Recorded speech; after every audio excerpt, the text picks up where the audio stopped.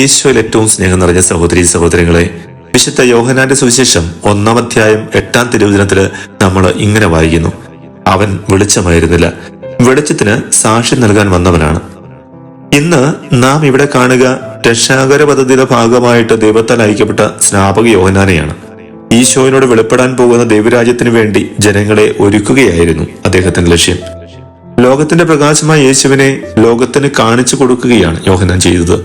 ഇന്ന് ക്രിസ്തുവിൽ വിശ്വസിക്കുന്ന അനേകരിലൂടെ ആ പ്രകാശം ലോകത്തിൽ പരക്കുന്നുണ്ട്. എന്നാൽ ഈ ലോകത്തിന്റെ പല തിന്മകളും ആ പ്രകാശം അണഞ്ഞു പോകുവാൻ കാരണമാകുന്നതായിട്ട് നമുക്ക് മനസ്സിലാക്കാൻ സാധിക്കും.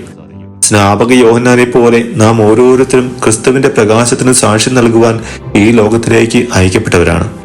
ഏറ്റവും പ്രധാനമായി നമ്മുടെ ജീവിതത്തിലും നാം ജീവിക്കുന്ന സമൂഹത്തിലും തിന്മയുടെ ശക്തി അഥവാ അന്ധകാര ശക്തി ആധിപത്യം പുലർത്തുന്ന പ്രവണതകളെ നമ്മൾ തിരിച്ചറിയണം. എങ്കിലേ നമ്മുടെ ദൗത്യത്തെക്കുറിച്ചുള്ള ഉത്തമ ബോധ്യത്തിൽ ലോകത്തിന്റെ പ്രകാശമായി ക്രിസ്തുവിനെ സാക്ഷ്യം വഹിക്കുവാൻ നമുക്ക് സാധിക്കുകയുള്ളൂ. നമ്മുടെ ഹൃദയങ്ങളിലെ അന്ധകാരമകറ്റി തിരുപ്പിറവയ്ക്കായിട്ട് നമ്മൾ കാത്തിരിക്കുമ്പോൾ ഇന്നത്തെ നമ്മുടെ എല്ലാ സുഹൃത്തുക്കളും ക്രൈസ്തവ വിശ്വാസികളെ പീഡിപ്പിക്കുന്ന എല്ലാവർക്കും വേണ്ടി സമർപ്പിച്ച് അവരിൽ നന്മയുടെ വെളിച്ചം നിറയ്ക്കണമേ എന്ന് നമുക്ക് വിശ്വാസത്തോടെ പ്രാർത്ഥിക്കാം. നമ്മുടെ കർത്താവായ യേശു മിശിഹായുടെ കൃപയും പിതാവായ ദൈവത്തിന്റെ സ്നേഹവും പരിശുദ്ധാത്മാവിന്റെ സഹവാസവും നമ്മോടുകൂടി ഉണ്ടായിരിക്കട്ടെ, ഇപ്പോഴും എപ്പോഴും എന്നേക്കും. ആമേൻ.